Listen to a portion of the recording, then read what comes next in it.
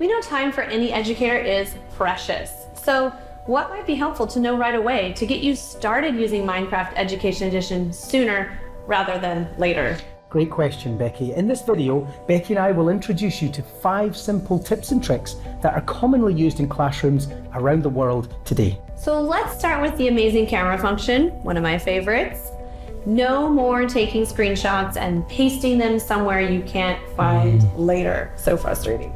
Minecraft Education Edition has a built-in camera, which allows students to capture images of all their creations from within the game.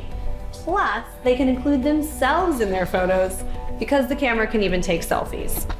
Annotating the photos brings a writing component into the mix. To take a photo, place a camera block and then right-click on it. The camera images are stored in the portfolio. You can find the portfolio in your inventory and even export the images outside of Minecraft for use elsewhere. Press E to search for your camera in your inventory and get snapping.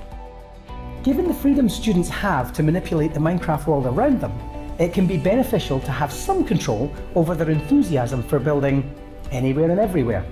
With Build Allow and Build Deny blocks, educators can create specific areas on which students can or can't build or destroy.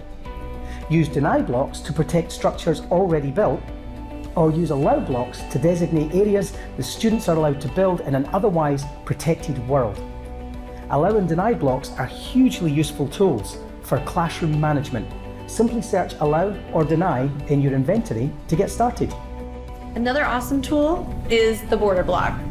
Given how vast a Minecraft world can be, infinite in fact, students may wander away from the main goals of a lesson.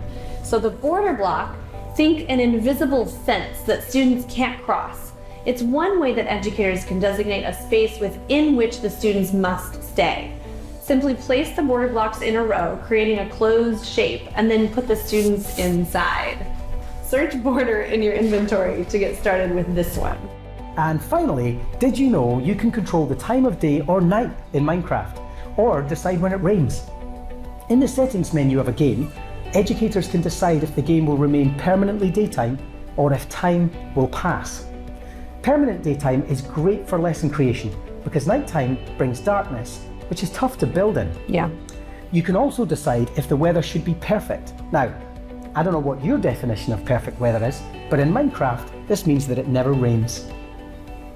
From inside a world, press Escape, select your settings, and then look for Always Day or Perfect Weather to make your choices.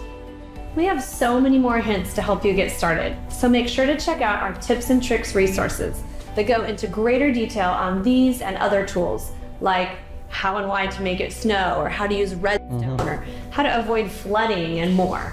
Click on the link in the video or in the description below to learn more.